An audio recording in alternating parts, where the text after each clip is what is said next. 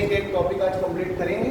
ठीक, टॉपिक का नाम है आपका ऑर्डर एंड रैंकिंग का। ठीक है, तो लिख लीजिए रैंकिंग टेस्ट। देखिए ranking test, ranking test clear है ना। रैंकिंग टेस्ट में किस तरीके के क्वेश्चन आपसे पूछे जाएंगे। पहले हम लोग टाइप्स ऑफ क्वेश्चंस पढ़ेंगे कि क्वेश्चन के प्रकार क्या है पूछने के, है ना। तो पहले हम लोग पढ़ेंगे यहाँ पर types of ranking, types of ranking clear है ना। टाइप्स ऑफ रैंकिंग में जो पहला क्वेश्चन बनता है आपका वो बनता है find the total number, find the total number of person, find the total number of person in a row. Find the total number of person in a row का मतलब है कि किसी एक पंक्ति में कुल व्यक्तियों की संख्या ज्ञात करें। ठीक है। दूसरा है हमारा find the position of, find the position of, find the position of any person, find the position of any person from right and left and, from right and left and clear है बात। दूसरा जो हमारा question बनेगा उसमें बोला जा रहा है कि find the position of any person from right and left and, यानी कहने का मतलब है कि किसी पंक्ति में दाएं से या बाएं से किसी व्यक्ति की क्या निकालना है, आपको स्थिति निकालनी है, यानी कि आपको पोजीशन या सिचुएशंस फाइंड करनी है। तीसरा यहाँ पर पूछा जाएगा find the mid person, find the mid person, find the mid person, यानी दो व्यक्तियों के बीच में बैठे हुए लोगों की संख्या निकालना है ना। चौथा आपसे पूछा जाएगा find the maximum, find the maximum, find the maximum number of, find the maximum number of person in a row. एक पंक्ति में अधिकतम लोगों की संख्या कितनी हो सकती है। और पांचवा जो क्वेश्चन हमारा बनेगा वो आपका बनेगा find the minimum number of person, find the, same यही लाइन लिखनी है आपको, बस मैक्सिमम की जगह क्या लिख लेना है, मिनिमम लिख लेना है, यानी न्यूनतम लिख लेना है इसकी जगह। ठीक है। और छठवां जो नंबर हमें पढ़ना है वो हमें पढ़ना है इंटरचेंज केस, इंटरचेंज केस। और सातवां नंबर जो हमें पढ़ना है questions based on, questions based on order and ranking, questions based on order and ranking clear है बात।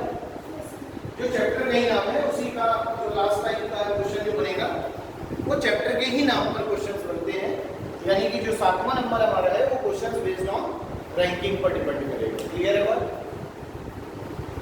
तो पहले आप टाइप्स नोट कर लीजिए अपनी कॉपी में, कितने तरीके के क्वेश्चंस को हमें डिस्कस करना है, और एक क्लास में हम लोग इसको पूरा कंप्लीट भी कर लेंगे। ठीक है ना, नोट कर लीजिए, फिर उसके बाद देखिए क्वेश्चन।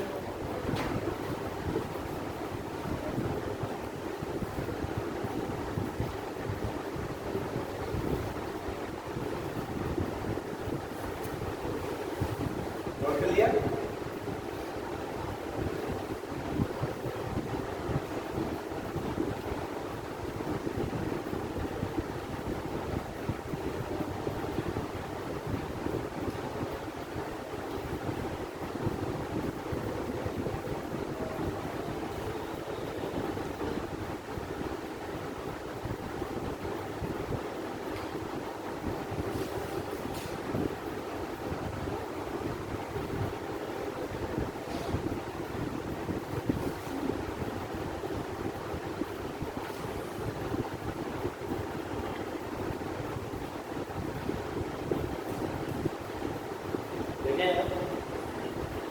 जो हमारा टाइप नंबर 1 है इसका क्वेश्चन देखते हैं पहले, है ना।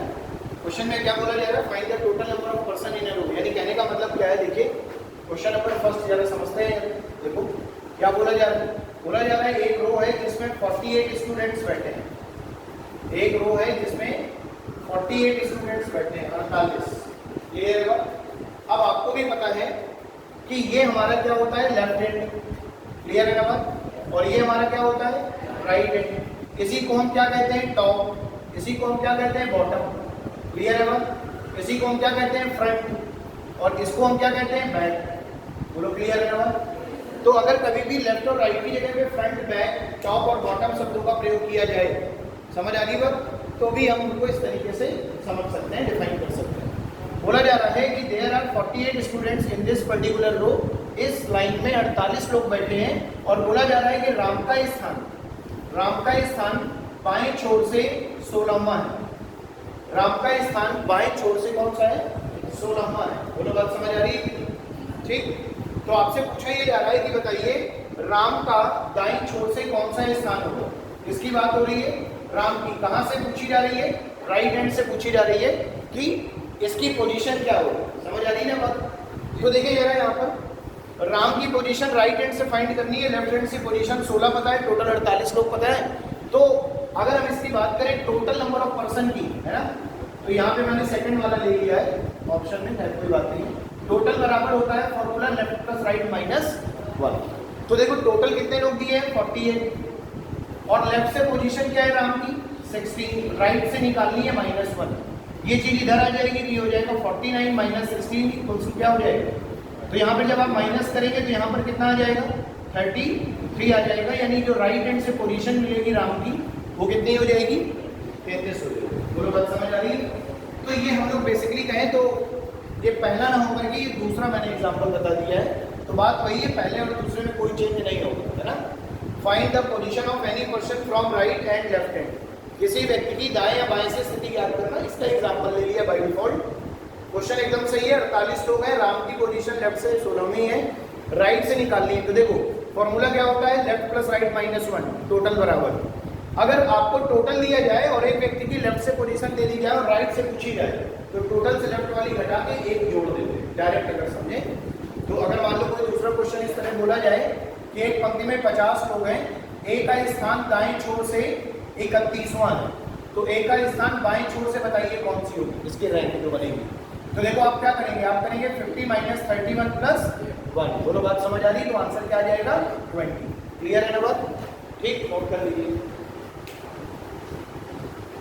पूरा क्वेश्चन अगर बोलना चाहे तो पूरा क्वेश्चन लिख सकते हैं, अगर समझ में आ रहा है तो टाइप कर दीजिए, ठीक है। पूरा क्वेश्चन बोलने का कोई मतलब नहीं है, ठीक। तो ये फॉर्मूला नोट कर लीजिएगा। राम की स्थिति बाएं से 16वीं है, दाएं से निकालनी है, टोटल पंक्ति में लोग 48, ठीक है।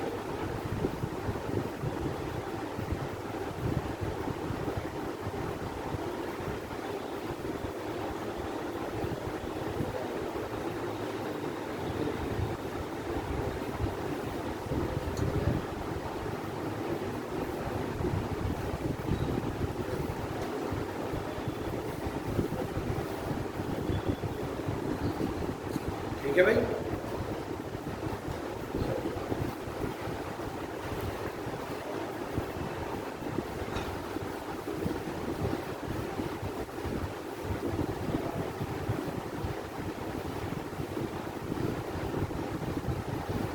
अच्छा, तो सेकंड टाइप हम लोगों ने डिस्कस कर लिया, और पहले टाइप में अगर क्वेश्चन पूछे गए तो किस तरीके से करेंगे देखिए। क्या बोला जा रहा है कि जैसे मान लो बोला जा रहा है कि एक रो दी गई है, इस रो में मान लेते हैं सचिन की पोजीशन, इस रो में सचिन की पोजीशन लेफ्ट से 16वीं है और राइट से इसकी जो पोजीशन है वो 18वीं है। इसकी बात हो रही है, सचिन की बात हो रही है। देखो यहाँ पर पर्सन जो होना चाहिए वो सेम होना चाहिए, एक व्यक्ति। किसी एक व्यक्ति की दाएं से पोजीशन पता हो और बाएं से पोजीशन पता हो, और पूछा जाए find the total number of person in this row, तो टोटल वाला फॉर्मूला आपके सामने लिखा हुआ है, लेफ्ट प्लस राइट माइनस 1। तो इसकी दोनों पोजीशंस को क्या करेंगे, ऐड करेंगे और एक घटा देंगे। तो 16 और 18 जोड़ेंगे कितना हो जाएगा, 34, और 34 माइनस 1 करेंगे कितना हो जाएगा, 33। बोलो बात समझ आ रही है कि ठीक। तो जब भी टोटल पूछा जाएगा तो किसी व्यक्ति की लेफ्ट और राइट की पोजीशन को ऐड करके -1 करना है। क्लियर है ना? ठीक, नोट कर लीजिए।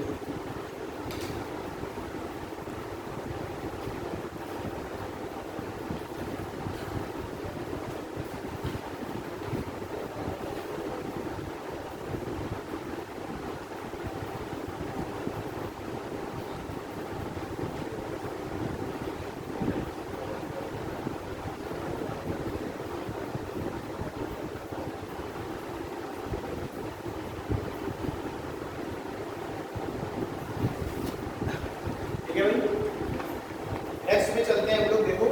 तो पहला हमारा क्लियर हो गया, कौन सा? Total number of person in row find करना पता चल गया लेफ्ट प्लस राइट -1 से। और किसी व्यक्ति की राइट या लेफ्ट से पोजीशन फाइंड करना होगा तो भी हम कर लेंगे। ऐसे अगर राइट से निकालनी है तो total minus left plus 1, left से निकालनी है तो total minus right plus 1। Clear है बात? अब आगे बढ़ेंगे हम लोग, देखते हैं। अब यहाँ पर पूछा जा रहा है आपसे मिड पर्सन फाइंड करने के लिए, है ना? तो मिड पर्सन फाइंड करने के लिए क्वेश्चन मैं बोल रहा हूँ, देखिएगा जरा। तो ऐसे लिख लीजिए शॉर्ट फॉर्म में। देखिए एक रो में टोटल 60 लोग हैं, एक पंक्ति में कुल 60 लोग हैं। राम का बाएं से स्थान 20वां है, राम का बाएं से स्थान 20वां है। Ram is 20 from the left hand. Ram का बाएं से स्थान 20वां है। आगे और श्याम का दाएं से स्थान 15वां है, और श्याम का दाएं से स्थान 15वां है, 15। Shyam is 15 from the right hand. ठीक है, आगे बढ़ा जा रहा है। तो राम और श्याम के बीच में उपस्थित, तो राम और श्याम के बीच में उपस्थित कुल विद्यार्थियों की संख्या ज्ञात कीजिए, यानी फाइंड द मिड स्टूडेंट्स। ठीक है, बिटवीन राम एंड श्याम। तो देखिए यार, जब भी क्वेश्चन में आपसे क्या पूछा जाएगा? मिड वाले पर्सन पूछे जाएंगे, हमेशा ध्यान रखिएगा। तो देखिए, जब भी आपसे किसकी बात होगी? मिड वाले की बात होगी। तो मिड वाले के लिए आपको दो केस चेक करने पड़ते हैं, केस नंबर 1 और केस नंबर 2। देखिए यार, केस नंबर 1 और केस नंबर 2। केस नंबर 1 जो होता है वो हमें चेक करना पड़ता है क्या ये केस नॉन ओवरलैपिंग का है, और केस नंबर 2 में हमें चेक करना पड़ता है क्या ये केस ओवरलैपिंग का है। ओवरलैपिंग और नॉन ओवरलैपिंग का मतलब क्या है वो समझ लो। नॉन ओवरलैपिंग का मतलब है कि जब दो व्यक्ति किसी पंक्ति में बैठे हो और वो एक दूसरे को क्रॉस ना करें, नॉन ओवरलैपिंग। यानी जैसे मान लो एक ये पंक्ति है, ए लेफ्ट हैंड से यहाँ पर बैठा है और बी राइट हैंड से यहाँ पर बैठा है। This is the case of non overlapping. Clear है बात? लेकिन अगर बोल दिया जाए ये पंक्ति है, ए यहाँ बैठा है, कहाँ से? लेफ्ट हैंड से, और बी राइट हैंड से कहाँ बैठा है? यहाँ पर बैठा है, तो this is the case of overlapping. बोलो, बात समझ आ रही है? ठीक है, तो नहीं आया। नॉन ओवरलैपिंग का मतलब है जब दो व्यक्ति एक दूसरे को क्रॉस ना करें। कहाँ क्रॉस कर रहा है? देखो, लेफ्ट से ए बैठा है यहाँ पर, और बी कहाँ बैठा है? राइट से यहाँ पर। क्या क्रॉस कर पाए? नहीं। लेकिन लेफ्ट से ए यहाँ बैठा है और बी ए के आगे इस तरफ बैठा है, तो ये क्या हो गया? क्रॉस करके। समझ आ रही है बात? तो जब भी मिड पर्सन फाइंड करने होंगे तो there are 2 types of question.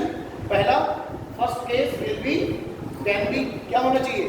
Non overlapping. And second overlapping. Overlapping का केस कब बनेगा? जब दो पर्सन एक दूसरे को क्रॉस कर लेंगे, when 2 person cross to each other. Clear है बात? और बोला जा रहा है नॉन ओवरलैपिंग का केस कब बनेगा? When 2 person do not cross to each other, एक दूसरे को क्रॉस नहीं करते होंगे, तब क्या बनेगा हमारा? नॉन ओवरलैपिंग का केस। तो देखिए जरा, अब क्वेश्चन को पढ़ने के साथ साथ हमें पता कैसे चलेगा कि ओवरलैपिंग है कि नॉन ओवरलैपिंग है? उसके लिए 2 चीजें होंगी। देखिए, जब भी आप क्वेश्चन को पढ़ेंगे तो नॉन ओवरलैपिंग और ओवरलैपिंग का केस कैसे पता चलेगा? देखो, क्वेश्चन में बोला जा रहा है कि टोटल कितने विद्यार्थी हैं? 60। टोटल 60 स्टूडेंट्स हैं। अब बोला ये जा रहा है कि राम का स्थान बाएं से कौन सा है? 20वां। यहाँ पर राम आ गया। और श्याम का स्थान दाएं से 15वां है। देखो, मैंने अभी ऐसे बना दिया, लेकिन मैं इसके बारे में क्लियर नहीं हूँ कि भाई राम इसके राइट साइड ही बैठ, श्याम इसके राइट साइड ही बैठेगा, हो सकता है इसको क्रॉस करके बैठ रहा होगा। लेकिन मैंने कैसे पता कर लिया? क्वेश्चन पढ़ने के साथ ही मैंने पता कर लिया कि ये जो केस बन रहा है ये नॉन ओवरलैपिंग का केस बन रहा है। वो कैसे पता चलेगा? तो जब भी ध्यान रखना, जब भी नॉन ओवरलैपिंग का केस होगा, तो टोटल वाली वैल्यू जो है आपकी ज्यादा होगी लेफ्ट प्लस राइट वाली वैल्यू से। टोटल वाली वैल्यू अगर ज्यादा है लेफ्ट प्लस राइट वाली वैल्यू से, तो आपका केस बनेगा नॉन ओवरलैपिंग का। टोटल है 60। लेफ्ट से राम बैठा है 20वें स्थान पे, श्याम बैठा है दाएं से 15वें स्थान पे। 20 और 15 को जोड़ेंगे तो 35 आएगा, यानी टोटल वाली वैल्यू राम की और श्याम की दाएं और बाएं की स्थिति के योग से ज्यादा है, उसके सबसे ज्यादा है। इसका मतलब है ये जो केस बन रहा है, ये कौन सा केस बन रहा है? नॉन ओवरलैपिंग का। और अगर केस नॉन ओवरलैपिंग का बन रहा है तो मिड पर्सन फाइंड करने के लिए mid equals to total minus left plus right कर देंगे केवल। समझ आ रही है बात? टोटल 60 है, माइनस 20 प्लस 15 यानी ये हो गया 35। 60 में 35 घटाएंगे, बोलो आंसर 25। इसका मतलब है इनके बीच में जो मिड में लोग बैठे हैं वो है 25। बोलो क्लियर है बात? ठीक है, अच्छा। तो ये तो बात हो गई ओवरलैपिंग नॉन ओवरलैपिंग की। अच्छा, ओवरलैपिंग होगा तो क्या हो जाएगा? उल्टा हो जाएगा। क्या ओवरलैपिंग के केस में, ध्यान से देखो, यहाँ नोट आपको करना है, मैं लिख दे रहा हूँ यहाँ। ओवरलैपिंग के केस में क्या होगा? जब लेफ्ट प्लस राइट वाली कंडीशन टोटल से ज्यादा आ जाए, कहा जाए पंक्ति में 15 विद्यार्थी बैठे हैं, राम बाएं से 10वें स्थान पर है और श्याम दाएं से 8वें स्थान पर है, तो 10 + 2 18 इज ग्रेटर देन टू 15। तो इसका मतलब कौन सा केस होगा? तो when the case will B overlapping, जब केस ओवरलैपिंग का होगा, देन हम कौन सा फॉर्मूला यूज करेंगे? हम यूज करेंगे find the mid person equals to left plus right minus mid minus 2, ये वाला फॉर्मूला लगाएंगे जब केस कौन सा होगा? ओवरलैपिंग। किससे? लेफ्ट प्लस राइट में से टोटल घटाएंगे और टोटल के बाद 2 और घटाएंगे। अब ये 2 और क्यों घटा रहे हैं उसका भी मैं रीजन बताऊंगा आपको, पहले आप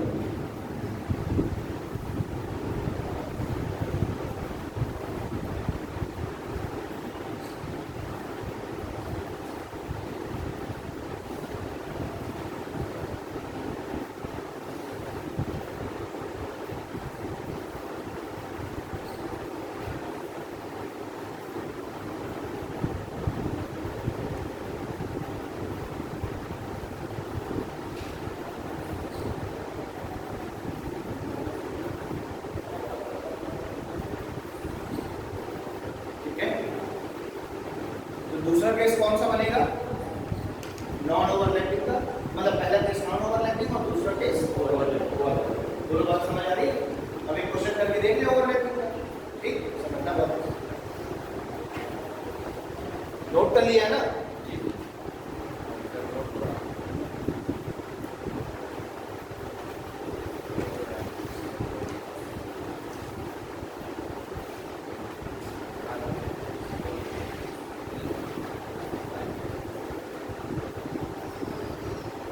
देखो क्या बोला जा रहा है?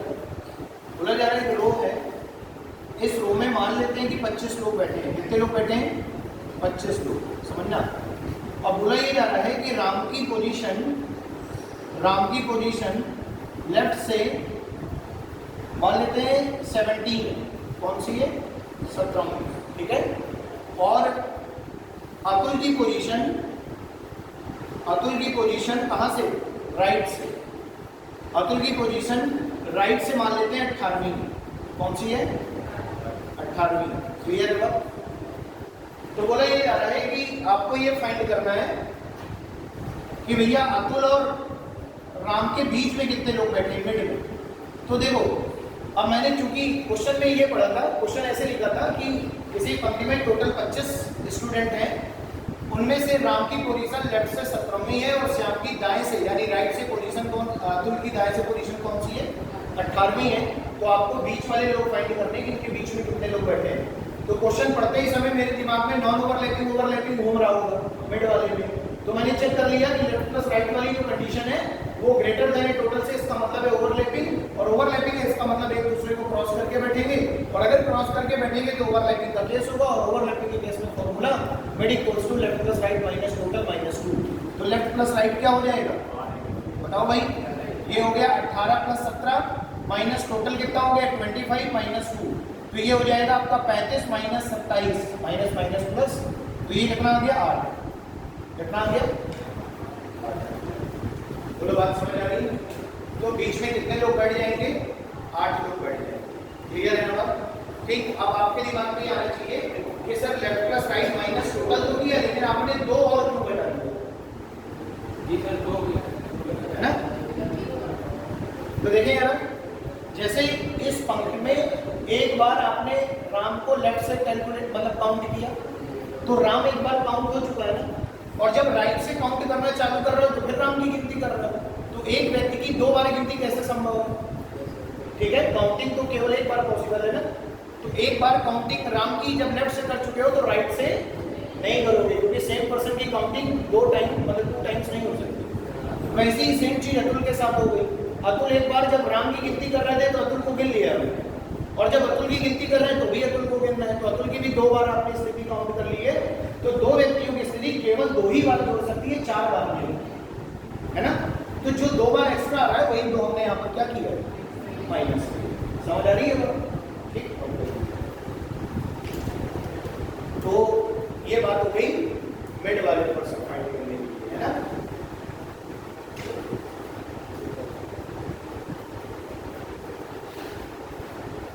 तो ये तो आपको समझ में आ गया ना। तो हम लोगों ने कितने केस पढ़ लिए अभी तक? हमने पढ़ लिए 3 केस, मतलब 3 या 4 केस आप मान सकते हैं, क्योंकि इसमें फिर केस अलग अलग बन गया। तो पहला वाला हमने पढ़ा टोटल नंबर फाइंड करना, दूसरा हमने पढ़ा किसी पर्सन की राइट और लेफ्ट से पोजीशन फाइंड करना, तीसरा हमने पढ़ा कि मिड पर्सन निकालने हो तो कैसे निकालेंगे, और मिड पर्सन के अंदर 2 केस बनते हैं, एक ओवरलैपिंग का और दूसरा नॉन ओवरलैपिंग का। ओवरलैपिंग का केस कब होगा? जब लेफ्ट प्लस राइट की वैल्यू टोटल से ज्यादा होगी, तो फॉर्मूला लगाएंगे मिड पर्सन निकालने के लिए left plus right minus total minus 2। और जब नॉन ओवरलैपिंग का केस होगा, तो टोटल की वैल्यू लेफ्ट प्लस राइट से ज्यादा होगी, तो मिड पर्सन निकालने के लिए फॉर्मूला लगाएंगे total minus left plus right. समझ आ रही है? चलिए आगे देखते हैं जरा। नेक्स्ट एक क्वेश्चन लिख रहा हूँ इसी का, एक बेहतरीन क्वेश्चन जिसको करने से पूरे बहुत क्लियर होते हैं। ठीक है, लीजिए क्वेश्चन। देखो अभी छोटे छोटे क्वेश्चन थे ताकि आपको बेसिक समझ में आ जाए, है ना। अब थोड़ा सा अच्छा क्वेश्चन कर लेते हैं।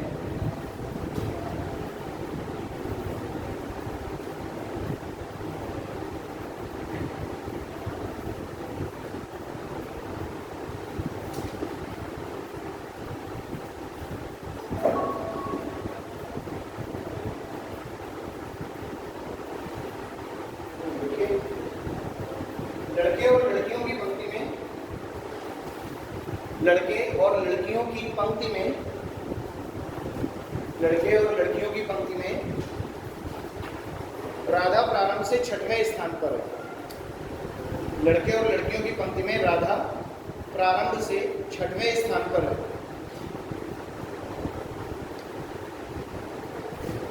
और अतुल प्रारंभ से 12वें स्थान पर है, और अतुल प्रारंभ से 12वें स्थान पर है। ठीक, नेक्स्ट इंग्लिश वाले में तो किसी को कोई बोलेंगे ना, समझ में आ रहा है? आगे देखिए, लड़कियों में राधा प्रारंभ से 4थे स्थान पर है। लड़कियों में राधा प्रारंभ से 4थे स्थान पर है। ठीक है, लड़कियों में राधा प्रारंभ से 4थे स्थान पर है, स्टार्टिंग से। लड़के और लड़कियों की पंक्ति में राधा प्रारंभ से 6वें स्थान पर है, और अतुल प्रारंभ से 12वें स्थान पर है। ठीक, फिर आगे लड़कियों में राधा प्रारंभ से 4थे स्थान पर है, और लड़कियों में राधा प्रारंभ से 4थे स्थान पर है, और अंत से 6वें स्थान पर है, और अंत से 6वें स्थान पर है। आगे देखिए, तथा लड़कों में अतुल प्रारंभ से, तथा लड़कों में अतुल प्रारंभ से 7वें स्थान पर है, तथा लड़कों में अतुल प्रारंभ से 7वें स्थान पर है, और अंत से 24वें स्थान पर है, और अंत से 24वें स्थान पर है, और अंत से 24वें स्थान पर है। ठीक है, क्वेश्चन 3 आपको फाइंड करना है। पहला क्वेश्चन लिखिए, क्वेश्चन नंबर 5 लिखिए, राधा और अतुल के बीच में कितने लड़के और लड़कियां हैं? राधा और अतुल के बीच में कितने लड़के और लड़कियां हैं? क्वेश्चन नंबर 2,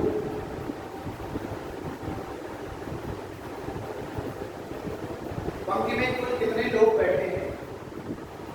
पंक्ति में कुल कितने लोग बैठे हैं? Find the total number of person in this रो।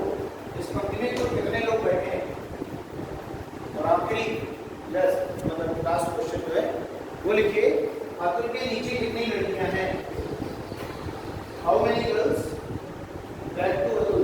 ठीक है, यानी कि अतुल के पीछे या नीचे कितनी लड़कियां हैं? ठीक है, रैंकिंग की बात करेंगे तो नीचे, और ऑर्डर की बात करेंगे तो पीछे, यानी बैक। ठीक, तो इस तरीके से 3 क्वेश्चन हमारे बन जाएंगे। ठीक है, तो देखिए यार समझिएगा।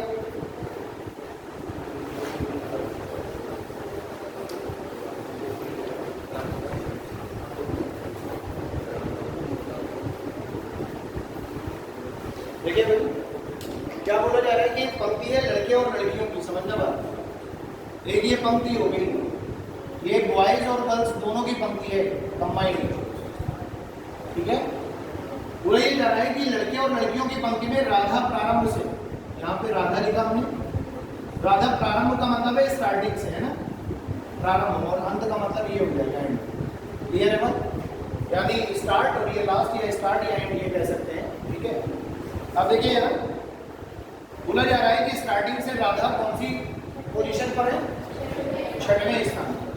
प्रारंभ से राधा 6वें स्थान पर है और अतुल प्रारंभ से 12वें स्थान, 12वें, तो अतुल प्रारंभ से 12वें स्थान पे है, यानी ये 12th पोजीशन पे है। अब ये बताओ, इस ये जो पंक्ति है इसमें तो लड़के और लड़कियां दोनों हैं, लेकिन मुझे नहीं पता है कि पहले कितने लड़के हैं कितने लड़कियां हैं, क्रम नहीं पता, क्रम, एक लड़का 2 लड़की फिर एक लड़का, या हो सकता है कि 3 लड़की 1 लड़का फिर 3 लड़की फिर आगे 4 लड़के बैठे, कोई क्रम का निर्धारण नहीं है। तो मैंने ये ले लिया कि स्टार्टिंग से राधा जो है बॉयज और गर्ल्स वाली रो जिसमें दोनों बैठे हैं साथ में, उसमें राधा प्रारंभ से 6वें स्थान पर है और अतुल प्रारंभ से 12वें स्थान पर है। और आगे बोला जा रहा है कि अगर मैं केवल और केवल गर्ल्स की बात करता हूँ, केवल लड़कियों की बात करता हूँ, तो बोला जा रहा है कि राधा जो है प्रारंभ से 4थे स्थान पर है और अंत से राधा 6वें स्थान पर है। बोलो भाई, तो ये बताओ ये केवल किसकी बात हो रही है, लड़कियों की, इसमें लड़के नहीं बैठे हो पूरी रो। तो ये बताइए क्या यहाँ से मैं टोटल लड़कियां निकाल सकता हूँ?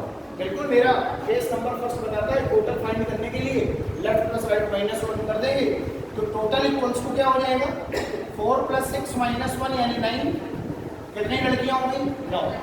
अब देखिए बोला जा रहा है कि लड़कों में अतुल यानी बॉयज की बात हो रही है। बोला जा रहा है लड़कों में अतुल प्रारंभ से कौन से स्थान पर है?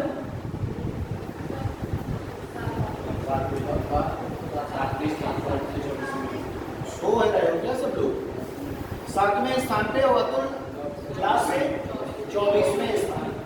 तो टोटल कैसे मिलेगा भाई? केवल लड़कों की बात हो रही है ना, लड़कियां नहीं, तो क्या करेंगे 24 + 7 - 1 यानी कि 30। तो भैया एक क्वेश्चन का आंसर मिल गया कि टोटल लड़कियां 9 हैं, लड़के 30 हैं, तो कुल मिलाकर के जो इस पंक्ति में बैठे हैं वो बॉयज और गर्ल्स हैं, तो ये हो जाएगा 30 + 9 यानी कि 39। सेकंड क्वेश्चन का आंसर मिल गया, सेकंड क्वेश्चन का आंसर आ गया। सेकंड क्वेश्चन में आपसे ये पूछा जा रहा है find the total number of person in this row, इस पंक्ति में कुल कितने लोग हैं, तो आंसर इज 39। क्लियर है बात? अब देखिए ना, पहला क्वेश्चन हमसे ये बोला जा रहा है कि राधा और अतुल के बीच में कितने लड़के और लड़कियां हैं। एक बात ध्यान से समझना है आप, अगर मैं ये कह दूं कि राधा जो है प्रारंभ से 6वें स्थान पर है, राधा प्रारंभ से 6वें स्थान पे है, तो इसका मतलब क्या हुआ कि 6वीं पोजीशन पे ये बैठी है और इसके पहले भी 5 लोग बैठे हैं, तो राधा के पहले कितने लोग बैठे होंगे? क्लियर है? अतुल प्रारंभ से 12वें स्थान पर बैठा है, तो इसका मतलब है अतुल के पहले कितने लोग बैठे होंगे? ठीक है, अब देखिएगा जरा। अब अगर मैं राधा की बात कर रहा हूं तो लड़कियों में राधा प्रारंभ से 4थे स्थान पर है, ये वाली लाइन पढ़ो, लड़कियों में राधा प्रारंभ से 4थे स्थान पर है। इस बात का मतलब ये है कि लड़कियों में राधा प्रारंभ से 4थे स्थान पे, यानी कि राधा के पहले 3 लड़कियां रही। तो राधा के पहले कितनी लड़कियां मिल गई? 3 लड़कियां मिल गई। तो राधा के पहले 3 लड़कियां गई, टोटल 5 लोग बैठ सकते हैं। तो जब 3 लड़कियां हो गई तो 2 क्या हो गए? क्लियर है बात? अब देखो अतुल प्रारंभ से 12वें स्थान पर है, तो इसके पहले कितने लोग बैठे हैं? 11। अब देखो 11 लोगों में भी 6 लोग यहाँ तक बैठ गए राधा तक, तो यानी राधा और अतुल के बीच में कितने बैठेंगे? 5। अब लड़कों की बात करें तो पढ़ेंगे, बोला जा रहा है कि अतुल प्रारंभ से 7वें स्थान पर है, यानी अतुल के पहले 6 लड़के बैठे हैं। और अगर अतुल के पहले 6 लड़के बैठे हैं 11 में से, तो 2 लड़के तो राधा के पहले बैठ चुके हैं, समझना? क्लियर है बात? तो कितने लड़के बचे? 4। वो कहाँ जाएंगे? राधा के पीछे साइड और अतुल के राधा के बीच में। तो यहाँ कितने लड़के आ गए? 4। अब 5 लोग टोटल ही हैं, 4 लड़के हो गए तो बची है लड़की। तो यहाँ पर कौन आ गया? 1 गर्ल्स। तो इसका मतलब है राधा और अतुल के बीच में कितने लोग बैठे? 5 लोग बैठे, जिनमें 4 लड़के और 1 लड़की। अब देखो और आगे बढ़ो, टोटल लड़कियां कितनी है? 9। 3 राधा के पहले बैठ गई, 1 राधा लड़की खुद हो गई 4, और 1 राधा के बाद बैठ गई 5। कितनी बची? 4। तो वो कहाँ जाएंगे? आगे, कहाँ, अतुल के आगे, यानी कि इसके इस साइड। तो यहाँ पे कितनी गर्ल्स आ गई, 4। सारे क्वेश्चन के आंसर मिल गए। दूसरा क्वेश्चन, कुल कितने लोग हैं, 39। राधा अतुल के बीच में कितने लड़के लड़कियां हैं, 4 लड़के 1 लड़की, और अतुल के पीछे कितनी लड़कियां हैं, 4। बोलो बात समझ आ रही है। तो अगर क्वेश्चन थोड़ा स्टैंडर्ड बनेगा, अच्छा बनेगा, तो 2-3 क्वेश्चनों को मिला के बना दिया जाएगा। कॉन्सेप्ट वही लगेगी जो आपने पढ़ा।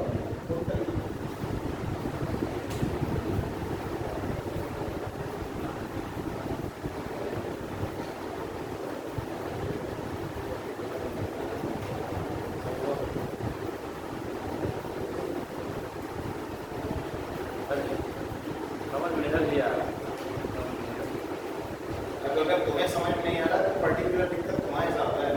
इस क्लास में जितने बच्चे बैठे हैं, कोई ऐसा नहीं होगा मुझे पहले भी समझ में नहीं आया, क्योंकि तुम समझने का प्रयास नहीं करते। तन यहाँ है, मन कहीं और, वैसे संभव है कि समझ में आ जाएगा। कितने लोगों को समझ में आ गया? हैंड रेज करें। जिनको ये लगता है कि हाँ मुझे समझ में आ गया है, 10% हो सकता है ना भी समझ में आया, तो अगर मैं एक बार और रीड कर लूंगा तो आ जाएगा। ठीक, तुम्हें लोग नहीं है, तो हाथ का नहीं कर रहे, तुम्हें तो अब सिर्फ तुम ही बच रहे हो पूरी क्लास में।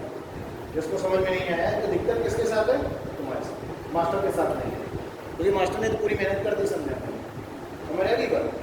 एक बार और पढ़ो क्वेश्चन को, सॉल्यूशन नोट करो, दोबारा से उसको बनाओ, अगर कोई दिक्कत आ रही है तो फिर पूछो। ठीक, तो ये क्लियर हो गया ना? तो देखिए अभी तक हमने जो केस हमने पढ़े उसी से हमने क्वेश्चन बनाया, लेकिन इस क्वेश्चन में हमने क्या किया, 3-4 चीजों को और ऐड कर दिया। क्वेश्चन थोड़ा बड़ा हो गया, पढ़ने में, सुनने में, देखने में कठिन लगेगा, लेकिन है ऐसा। ठीक, चलिए आगे बढ़ते हैं। नेक्स्ट जो है,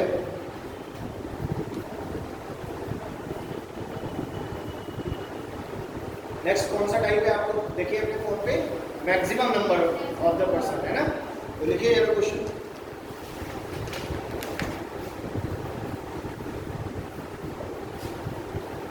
देखिए बोला जा रहा है, एक पंक्ति में कमल का 22वें स्थान 12वां है।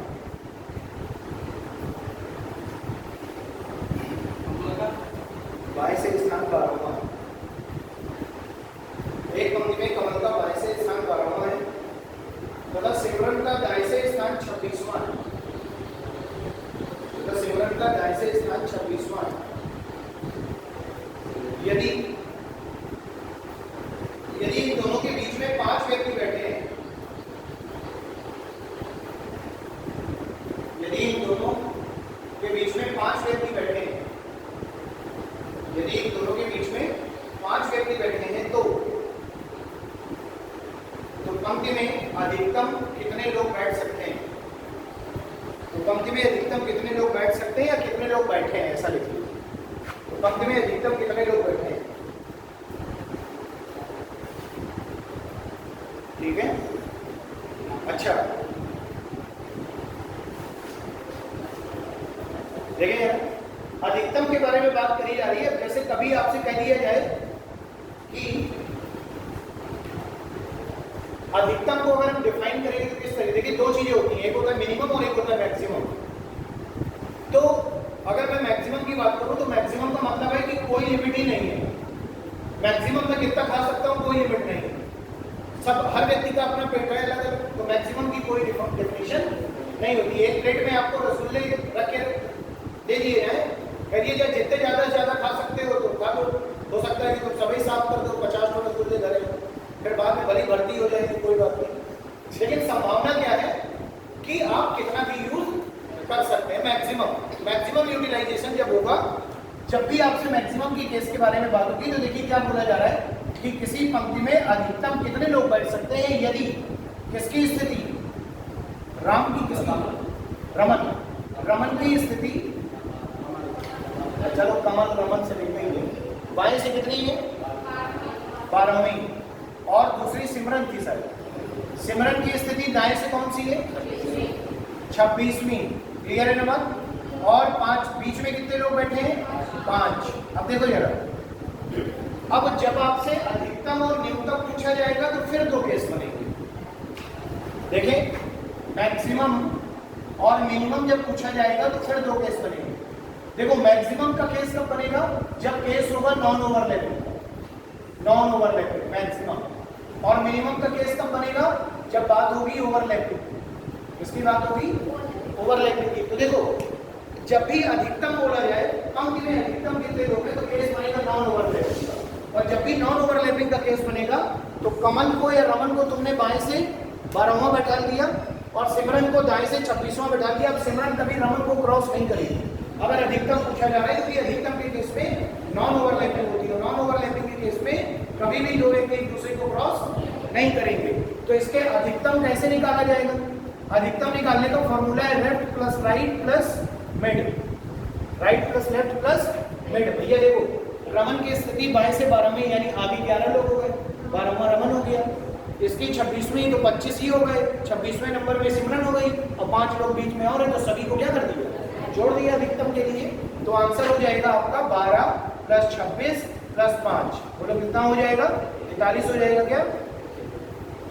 43। ठीक है, तो मैक्सिमम कितने लोग पंक्ति में बैठ सकते हैं? 43 लोग पंक्ति में बैठ सकते हैं। क्लियर है बात? ठीक।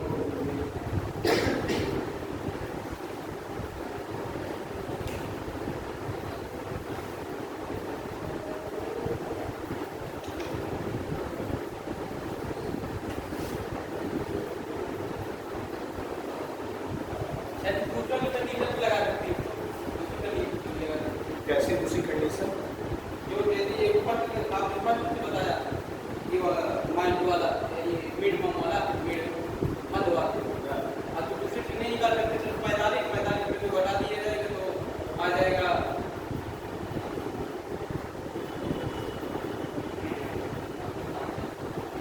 हो गया? चलिए आगे देखिए, जो आप पूछ रहे हैं पहले अपनी आत्मा से पूछिए कि क्या जो मैं पूछ रहा हूँ वो वैलिड है कि नहीं। एक और कभी बॉल नहीं पढ़ा है तो वैलिड नहीं है तो टीचर भी नहीं बता पाएगा। जो पूछ रहा हो पहले एक बार अपनी आत्मा से पूछो कि क्या जो मैं आदमी से क्वेश्चन पूछ रहा हूँ वो क्वेश्चन है भी कि नहीं है। समझ आ रही है बात? अगर वो क्वेश्चन है और अगला नहीं बता पा रहा है तो इसका मतलब है कि मेरा क्वेश्चन वैलिड है, आंसर नहीं मिल रहा है। अगर क्वेश्चन में गलत है तो आंसर को कहां से आएगा? खत्म हो गई कहानी, बात ही खत्म। ठीक, पहले खुद से सोचो तब फिर पूछना है, ठीक है ना? चलिए, तो ये तो बात हो गई आपके मैक्सिमम की। अब क्या पूछा जा सकता है इसके अलावा? मिनिमम पूछा जा सकता है ना। तो मिनिमम के लिए लिखिए, फिर क्वेश्चन है लिखिए, एक पंक्ति में राम का बाएं से स्थान 12वां, एक पंक्ति में राम का बाएं से स्थान 12वां और दाएं से स्थान 26वां और दाएं से स्थान 26वां।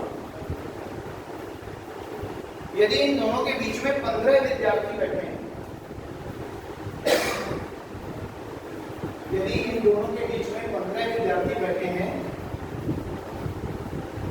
यदि इन दोनों के बीच में 15 विद्यार्थी बैठे हैं तो पंक्ति में न्यूनतम विद्यार्थियों की संख्या ज्ञात कीजिए। Find the minimum students in this group. तो पंक्ति में न्यूनतम विद्यार्थियों की संख्या ज्ञात कीजिए। देखिए,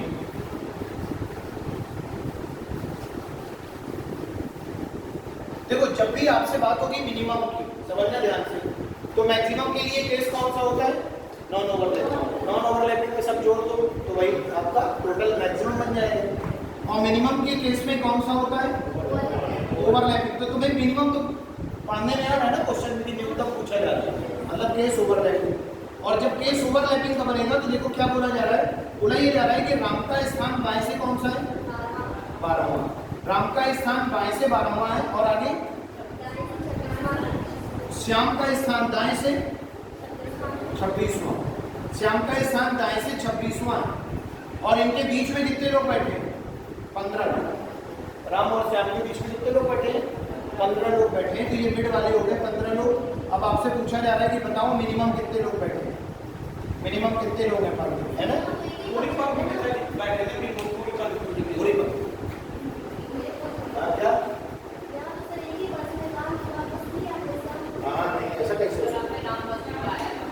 लिख लो फिर। श्याम का स्थान दाएं से 26वां। एक आदमी बैठेगा तो फिर कैसे पता चलेगा बीच में कहाँ जाएगा? तो राम का स्थान बाएं से 12वां है और श्याम का स्थान दाएं से 26वां है और इनके बीच में 15 लोग अगर बैठे हैं तो आपको बताना है कि मिनिमम कितने लोग हैं। समझ आ रही है? अच्छा एक बात बताओ मुझे, पहले तो मैं ये देख लूं क्या ये मेरा क्वेश्चन वैलिड है कि नहीं, आंसर आएगा कि नहीं। जब भी आपसे किसी पंक्ति में न्यूनतम लोग पूछे जाए तो आप उस क्वेश्चन को चेक करेंगे कि क्वेश्चन जो पूछा गया वो सही है कि गलत है, क्योंकि क्वेश्चन भी गलत हो सकता है। ये कहीं देखा नहीं है कि क्वेश्चन गलत नहीं हो सकता। अब देखो मैं आपको चेक करके दिखाता हूँ। जैसे पहले इतना समझो कि पूरी रामायण समझेंगे बाद में। 1 2 3 4 5 कितने लोग बैठे? 5। 1 2 3 4 5 10 हो गए। 1 2 3 4 5 15 हो गए। 1 2 3 4 5 20 हो गए। 1 2 3 4 5 25 हो गए और 1 2 26 हो गए। कितने डंडे कितने? 26। अब मुझे ये पता है कि श्याम का स्थान दाएं से 26वां है तो मैं 1 से चलूंगा क्योंकि राइट तो यही होता है ना। और राइट से श्याम का स्थान 26वां मतलब श्याम यहाँ बैठेगा कि नहीं बैठेगा? अब चूंकि केस है नॉन ओवरलैपिंग क्योंकि मिनिमम पूछा जा रहा है तो राम इसको क्रॉस कर रहा होगा तो बोला जा रहा है कि राम का स्थान बाएं से 12वां है। देखो 5 ये हो गए, 10 हो गए, 11 ये हो गया, 12 ये हो गया। यहाँ पर कौन आ गया? राम। कहाँ से? From the left hand. बोलो राम का स्थान बाएं से कौन सा हो गया? 12वां। अब एक बात बताओ, राम का स्थान बाएं से 12वां हो गया, श्याम का स्थान दाएं से कौन सा हो गया? 26वां हो गया है। और क्वेश्चन में बोला जा रहा है कि इन दोनों के बीच में 15 लोग बैठे। पहले मैं चेक करूं क्या 15 बैठ सकते हैं कि नहीं। 15% यहाँ पर आएंगे कि नहीं आएंगे, पहले तो ये चेक करना है। तो जरा देखो 4 ये बचे, 5 ये बचे, कितने हो गए? 9। और 9 और 1 ये बचा, कितने हो गए? 10। यानी ओनली 10% यहाँ पर बैठ सकते हैं, इससे ज़्यादा तो बैठ ही नहीं सकते। और अगर इससे ज़्यादा बैठ रहे हैं तो इसका मतलब है कि क्वेश्चन का आंसर फिर नहीं आएगा। और जब क्वेश्चन का आंसर नहीं आएगा तो विकल्प आपके सामने कुछ ऐसे दिए गए होंगे।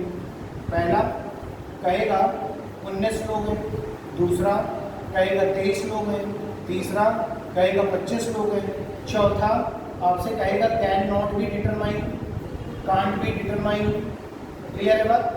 यानी कि ज्ञात नहीं किया जा सकता हिंदी में। और पांचवा इनमें से कोई नहीं, इनमें से कोई नहीं यानी कि नन ऑफ दीज, इनमें से कोई नहीं, none of these, not. Clear है बात? तो इसका मतलब क्या होगा? अब तुम इनमें से कोई नहीं करोगे, क्यों?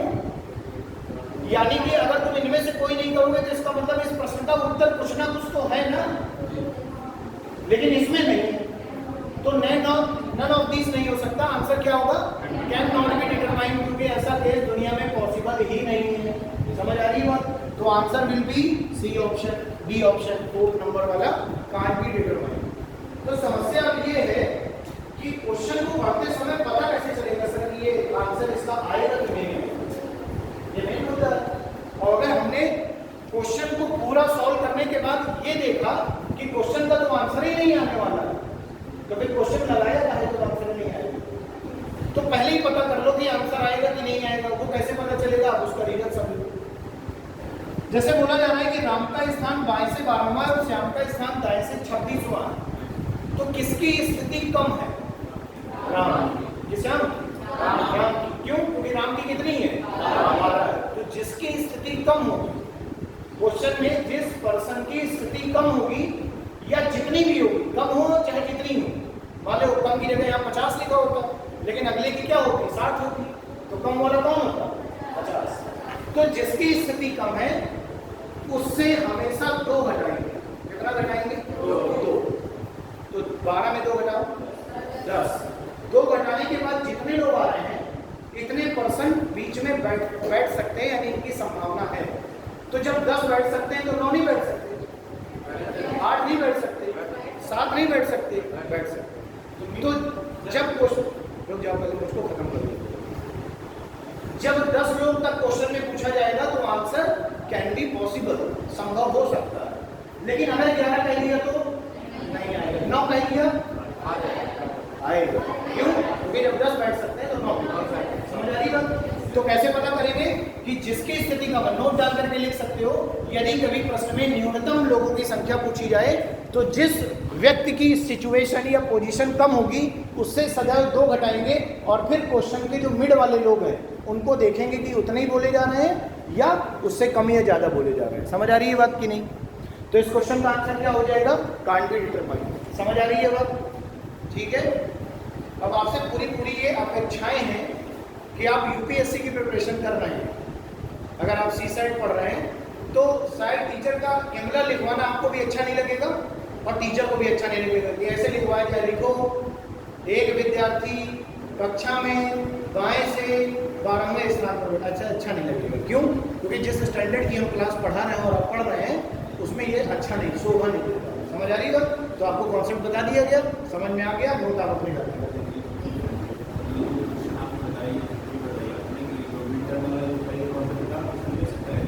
किसमें? बेटा वो मिड टर्म अलग चीज है, मिड वाले अलग चीज है, ये मिनिमम है। मिड और मिनिमम में डिफरेंस है। मिड का मतलब है बीच में, मिनिमम का मतलब है न्यूनतम। समझ आ रही है बात? देखो क्वेश्चन पर टाइप वहाँ मिड बोला गया और यहाँ मिनिमम बोला जाए। समझ आ रही है ना बात? दोनों क्वेश्चनों में डिफरेंस है। तो भैया आंसर आएगा कब? अब ये मेन मुद्दा है, इसका तो आएगा ही नहीं, मेहनत बेकार हो गई मास्टर की कितनी देर बता दी। ठीक, तो अब इसका आंसर कब आएगा वो सुनो, लिखिए।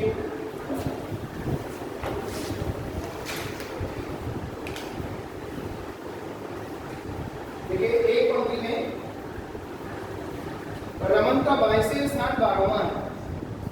एक पंक्ति में रमन का 22वें स्थान 12वां है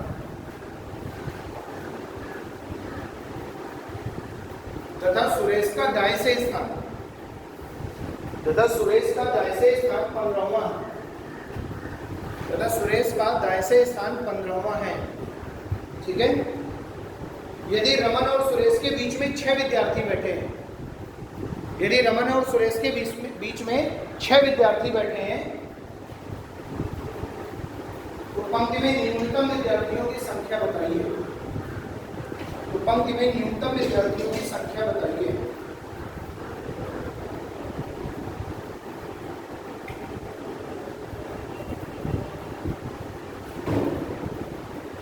देखो समझना,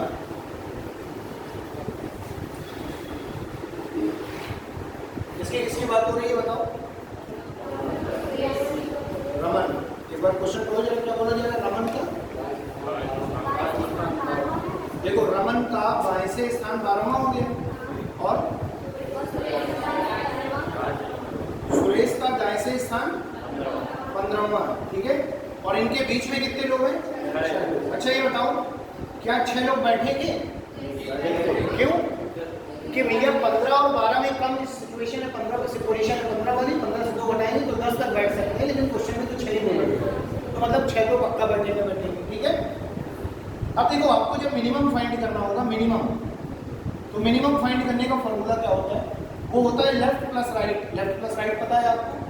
राम और सुरेश की left plus right minus mid और -2। क्या फॉर्मूला हो गया? Left plus right minus mid -2। बोलो बात समझ आ रही है? तो देखो लेफ्ट प्लस राइट क्या हो जाएगा? 12 + 15 27 माइनस मिड 6 -2, ये हो गया 27 - 8 यानी 19। मिनिमम कितने लोग आ गए? अब देखो एक बात बताओ, अगर पंक्ति में न्यूनतम 19 लोग बैठे हैं तो उन 19 को बैठाने के साथ साथ मैं ये चेक कर लूं क्या बीच में 6 लोग बोले जा रहे हैं, संभव ही नहीं भाई। मान लो मैंने कहा कि मेरा आंसर 19 आ रहा है मिनिमम, तो कह नहीं सर जी मेरा 20 आ रहा है, और एक बड़ा वाला आपने कह नहीं मेरा 18 आ रहा है। अब प्रूफ करिए कि उनसे सही है, कह सकता है कि प्रूफ करिए कि उनसे सही है। कोई कह रहा 18 आ रहा, कोई कह रहा 20 आ रहा, तो फिर मास्टर कैसे समझा पाएगा उसको कि नहीं ना तो 18 सही है ना 20 सही है, 19 कैसे सही है? उसका रीजन सुनिए। देखिए अब भैया 19 लोग मैंने मिनिमम निकाले तो 1 2 3 4 5, 1 2 3 4 5, 1 2 3 4 5 15, 1 2 3 4 19 हो गए। अब देखिए क्या बोला जा रहा है कि रमन की स्थिति बाएं से 12वीं, 5 5 10 2 12, रमन यहाँ आ गया। रमन की स्थिति बाएं से 12वीं हो गई और सुरेश की स्थिति दाएं से 15वीं है। तो देखो हमने 15वीं पोजीशन पे पहुंचना है कि 4 4 5 4 9 9 5 14 14 और 1 15, यानी यहाँ पर आया सुरेश, इस वाले लाइन पर है ना। यहाँ पर कौन आ गया? सुरेश आ गया, समझना। और बीच में कितने लोग बैठने चाहिए? 6 लोग। तो देखो जरा 5 और 1। अब बताओ अगर 18 बैठा दोगे तो 6 कहाँ आएंगे? 5 ही आएंगे। और 20 बैठा दोगे तो 7 आएंगे, लेकिन बोला तो 6 गया। तो आंसर क्या सही हो गया? 19। तो जब भी मिनिमम फाइंड करना होगा तो left plus right minus mid minus 2 फॉर्मूले से वैल्यू पता चल जाएगी कि न्यूनतम कितने लोग बैठे। समझ आ रही है बात?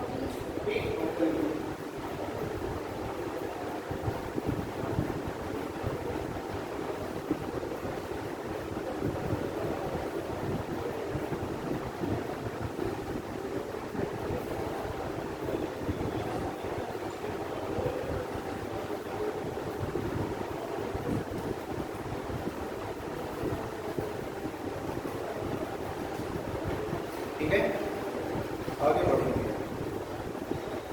अगला कौन सा केस है? इंटरचेंज। इंटरचेंज, चलो इसको देखो। ये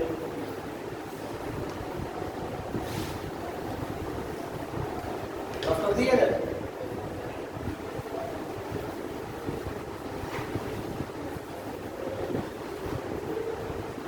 देखिए इंटरचेंज केस क्या होता है वो समझ लो जरा। देखिए बोला जा रहा है कि एक पंक्ति है, इस पंक्ति में विवेक का स्थान बाएं से 16वां है और अरुण का स्थान दाएं से 18वां है। समझना, एक पंक्ति है जिसमें विवेक का स्थान बाएं से 16वां है और अरुण का स्थान दाएं से 18वां है। After some time they change their position. कुछ समय बाद ये अपनी स्थितियों को परिवर्तित कर लेते हैं। तो जब ये अपनी स्थिति को परिवर्तित करेंगे तो अरुण कहाँ जाएगा? वीरेन की जगह, विवेक की जगह। और विवेक कहाँ चला जाएगा? अरुण के पास। तो इसका मतलब क्या हुआ कि पहले अरुण दाएं से 18वां था, अब विवेक हो गया दाएं से 18वां। पहले विवेक बाएं से 16वां था, अब अरुण हो गया बाएं से 16वां। और आगे बोला जा रहा है क्या कि अरुण की दाएं से स्थिति 38वीं हो जाती है। अरुण की दाएं से स्थिति 38वीं हो जाती है। ये बताओ अरुण कहाँ है अभी? यहाँ। और विवेक कहाँ आ गई? तो अरुण की दाएं से स्थिति 38वीं हो जाती है अरुण की। तो अरुण ये बैठा है ना, अरुण की बाएं से तो पता है तुम्हें 16वीं, और अरुण की तुम्हें दाएं से भी पता चल गई कितनी है? 38वीं। तो क्या बताओ पंक्ति में कुल कितने लोग नहीं बता पाओ? पता चल गया। क्यों? क्योंकि एक व्यक्ति की लेफ्ट राइट से पोजीशन पता है, जोड़ के -1। तो देखो जरा 16 और 38 कितना हो गया? 54, 54 माइनस 1 53। टोटल कितने लोग आ गए? 53।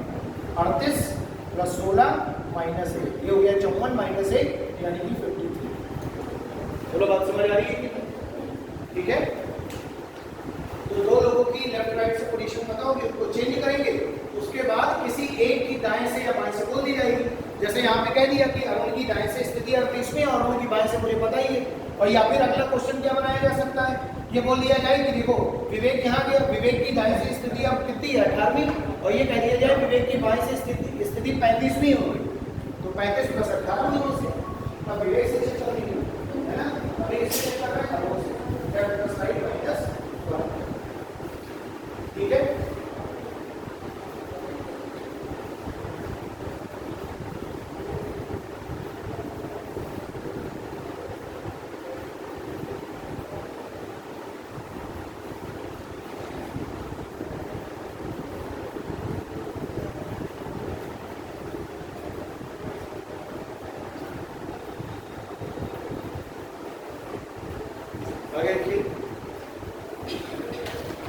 देखिए बच्चों की एक पंक्ति में विवेक बाएं से 8वां, बच्चों की एक पंक्ति में विवेक बाएं से 8वां है।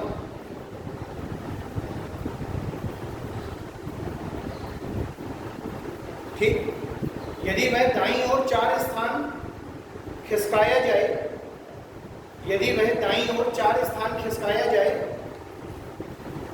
यदि वह दाईं ओर 4 स्थान खिसकाया जाए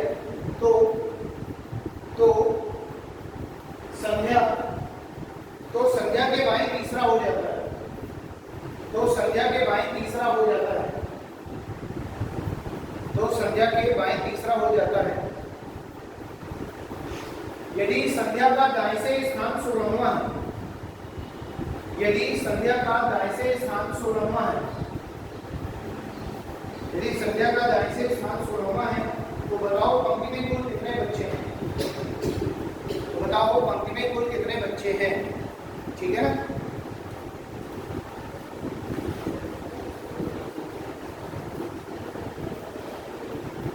ठीक, तो पढ़ेंगे जरा, देखिए क्या बोला जा रहा है। बोला जा रहा है कि एक पंक्ति है, क्वेश्चन पढ़िए जरा। विवेक बाएं, विवेक बाएं से 8वां, विवेक बाएं से 8वां है। आगे यदि वह दाईं और 4 स्थान किसका आ जाता है? देखो दाईं का मतलब है इस साइड, राइट। जो मेरा राइट है वो क्वेश्चन का राइट है और वही विवेक का राइट है। तो विवेक दाईं और 4 स्थान किसका आ जाता है? 1 2 3 4। विवेक जब 4 स्थान किसका लिया जाएगा तो 8 में 4 जोड़ोगे तो 12 आ जाएगा, लेकिन कहां से? बाएं से। ये कहां से? बाएं से यानी लेफ्ट से। क्लियर है बात? तो विवेक भैया यहाँ की जगह अब कहाँ आ गया? यहाँ पर। बोलो। तो विवेक अब बाएं से कौन से स्थान पर हो गया? 12वां। और आगे बोला जा रहा है जो संध्या के बाएं तीसरा, जो कौन? विवेक इसके संध्या के कहाँ? बाएं तीसरा। तो ये बताओ अगर संध्या इधर बैठेगी तो ये दाएं हो जाएगा, तो संध्या इसके आगे होगी कहीं ना कहीं। और मान लेते हैं कि संध्या यहाँ बैठी है, बोला जा रहा है ये संध्या के बाएं तीसरा है, तो संध्या का बाएं कौन है? विवेक। और तीसरा है मतलब दोनों के बीच में, और तीसरे में कौन है? विवेक। तो विवेक 12वें नंबर पे, 13वें में ये व्यक्ति आया, 14वें में ये आया, और 15वें में कौन आ गई? संध्या। संध्या की बाएं से पोजीशन क्या हो गई? 15वीं। 12 + 3, तो संध्या की बाएं से पोजीशन 15वीं हो गई, और दाएं से संध्या की पोजीशन 16वीं है। तो संध्या की दाएं से पोजीशन क्या है? 16वीं। तो पंक्ति में कितने लोग हैं? 16 + 15 - 1 यानी कि 30। बोलो बात समझ आ रही? क्लियर?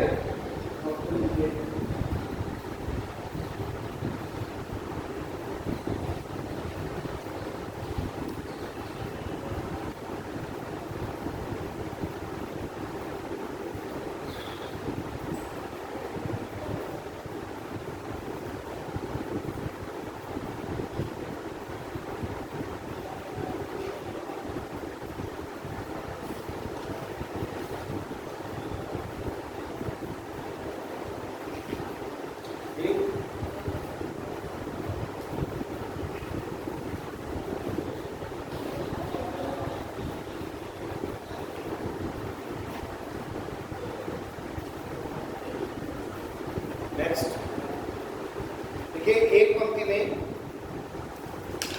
पंक्ति में मिस्टर एक्स, एक पंक्ति में मिस्टर एक्स सामने से 14वें स्थान पर है। एक पंक्ति में मिस्टर एक्स सामने से 14वें स्थान पर है, और मिस्टर वाई अंत से 17वें स्थान पर है।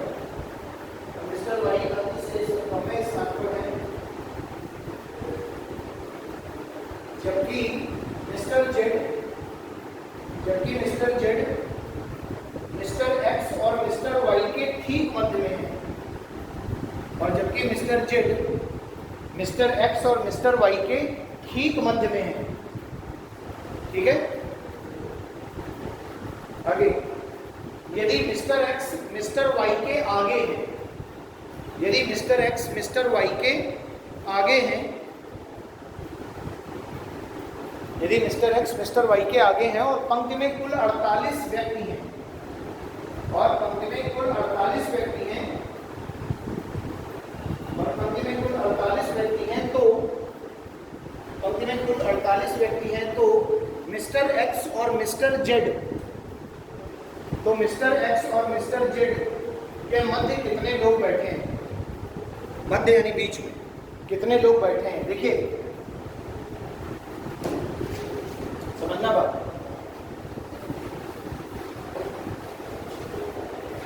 यहां पर दो चीजों का ध्यान रखना जरूरी है। एक होता है मिड और एक होता है एग्जैक्ट मिड। दोनों बातों में अंतर है, मध्य और ठीक मध्य, दोनों बातों का अंतर है। जैसे बी और सी के मध्य में ए और बी बैठे हैं, बी और सी के मध्य में डी और ई मान लो, अलग अलग व्यक्ति। जैसे देखो मैंने कहा बी और सी के मध्य में, डी और ई बैठे हैं, तो ये तो हो गया मध्य, ये क्या हो गया मध्य, कहीं पर भी बैठ सकते हैं। डी और ई का मतलब है ई इधर भी आ सकता है, डी इधर भी आ सकता है, मतलब ये दोनों मिड में है। आगे बोला जा रहा है कि बी और सी के मध्य में, ठीक मध्य में डी बैठा है, यानी कि जब ठीक बोल दिया गया तो बी और डी के बीच की दूरी और डी और सी के बीच की दूरी क्या होगी, अलग अलग। समझ आ रही है बात? तो ये होता है एग्जैक्ट मिड और ये होता है मिड। तो क्वेश्चन में एग्जैक्ट मिड की बात हो रही है। क्या बोला जा रहा है, देखो बोला जा रहा है एक पंक्ति में मिस्टर एक्स किस पोजीशन पे है, 14वें स्थान पे, कहां से, आगे से, यानी ये 14वें पर, और मिस्टर वाई 17वें पे। तो हमने ये बना दिया मिस्टर वाई ये है 17वें पे, क्लियर है, ये हो गया 17। आगे क्या बोला जा रहा है, यदि मिस्टर एक्स मिस्टर वाई के आगे है, देखो आगे तो है ही है, ये पीछे है और ये आगे है, तो आगे इस तरफ चलना पड़ेगा। तो मिस्टर एक्स मिस्टर वाई के क्या है, आगे है, ये आखिरी वाली लाइन से पहले थोड़ा लिखा है। और बोला ये जा रहा है कि मिस्टर जो जेड है वो इनके ठीक मध्य में बैठे हैं, ठीक मध्य। तो जितने लोग इधर बैठेंगे उतने ही लोग इधर बैठेंगे, हमने मान लिया दोनों तरफ एक्स एक्स बैठ रहे हैं बीच में। अब बोला जा रहा है यदि पंक्ति में कुल कितने लोग हैं, 48। एक बात बताओ मुझे, 48 लोग हैं, तुम्हें मिड में निकालना है, मिड में निकालने के लिए फिर से याद करो मैक्सिमम मिनिमम केस लगता है। तो ये बताओ लेफ्ट से मिस्टर एक्स से 14, मिस्टर वाई है 17, 17 14 31, क्या टोटल से ज्यादा हो रहा है, नहीं। तो कौन सा केस होगा, नॉन ओवरलैपिंग बना है। तो मिड वाले लोग कैसे निकालेंगे, total minus left plus right, total 48 minus 31, घटाने पे कितना आएगा 17। हमेशा ध्यान रखना, जब भी एग्जैक्ट मिड में तभी तुम बैठा सकते हो जब मिड में बैठने वाले लोगों की संख्या विषम का मतलब ऑड नंबर, तभी एग्जैक्ट। मैंने कह दिया पंक्ति में 18 लोग बैठे, ठीक मिड में कौन बैठा है, कहाँ बता दो, ना इधर ना उधर। अगर 21 बैठे हैं तो 10 मिडिल वाला है, समझ आ रही बात? तो यहाँ पे 17 लोग बैठे हैं और 17 को बराबर बराबर बांटना है, तो 8 इधर बैठे हैं 8 इधर बैठ जाएंगे और बीच में ये मिस्टर जेड हो गए। तो एक्स और जेड के बीच में कितने लोग बैठे हैं ये पूछा जा रहा है, तो आंसर क्या हो गया, बोलो बात समझ आ रही है? तो जब कभी भी एग्जैक्ट मिड की बात होगी तो जो आपने वैल्यू निकालनी होगी मिड वाली, वो हमेशा ऑड नंबर आएगी।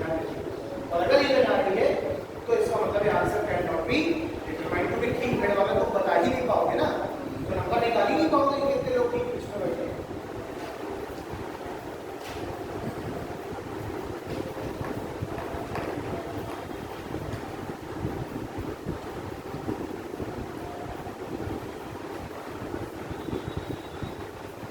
ठीक है,